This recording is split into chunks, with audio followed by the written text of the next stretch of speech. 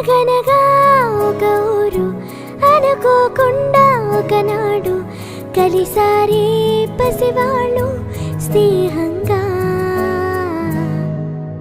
సంతోషమంతా రెక్కలుగా రివ్వంటూ ఎగిరే పక్షులుగా ఆకాశమంతా ఆటాడుకుంటూ ఉన్నారు సరదాగా.